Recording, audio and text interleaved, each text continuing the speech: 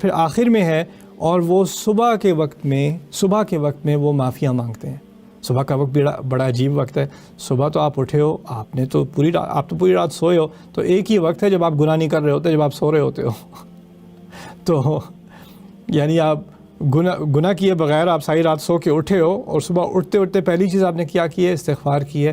یعنی گناہ سے پہلے بھی استغفار، گناہ کے بعد بھی استغفار، غلطی سے پہلے بھی استغفار، غلطی کے بعد بھی استغفار۔ استغفار سے اللہ تعالیٰ کے ساتھ ایک رشتہ جڑتا ہے، ایک ناطہ بنتا ہے، اور اس کا ایک بڑا اثر ہوتا ہے۔ آپ کا سارا دن خوبصورت ہو جائے گا، آپ کی زندگی خوبصورت ہو جائے گی۔ آپ نے شروع ہی اس بات سے کی ہے، اور یہ دنیا میں ایک فلسفی سی بات ہے کہ اللہ تعالیٰ نے آدم علیہ السلام کو دنیا میں جب لایا تو ان کی روحانی شروعات کہاں سے ہوئی؟ ربنا ظلمنا انفسنا وان لم تغفر لنا وترحمنا۔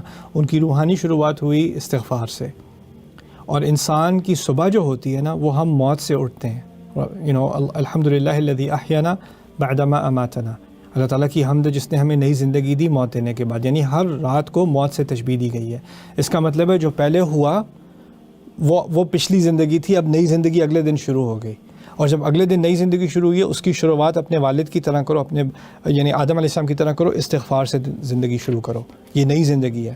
اور اس سے ایک بہت اہم جو ہمیں نقطہ ملتا ہے وہ یہ ہے کہ آپ نے جو بھی غلطیاں کل کی ہوں گی، آپ نے آج صبح استغفار کی، اب یہ نیا دن ہے، اب آپ کی نئی لائف ہے۔ اب وہ جو پچھلی غلطیاں ہیں ان کے بوجھ کو آپ نے اس میں نہیں لانا، آپ نے نئے سرے سے کام کرنا ہے، آگے دیکھنا ہے، آگے بڑھنا ہے، کیونکہ آپ نے استغفار کر لی ہے دل سے اپنے رب سے صبح میں، وہ آپ نے کر لی ہے۔ اب ان چیزوں کے بارے میں اپنے بوجھ کو بھاری کرنے کی کوئی ضرورت نہیں ہے۔ والمستغفرین بالاسحار۔ اللہ تعالیٰ ہمیں ان لوگوں میں سے بنائے جن سے وہ راضی ہے، اور جو ان تمام چیزوں کو اپنی شخصیت میں لے آتے ہیں اور لائے رکھتے ہیں۔ بارک اللہ لی ولکم فی القرآن الحکیم ونفعنی وإیاکم بالآیات والذکر الحکیم۔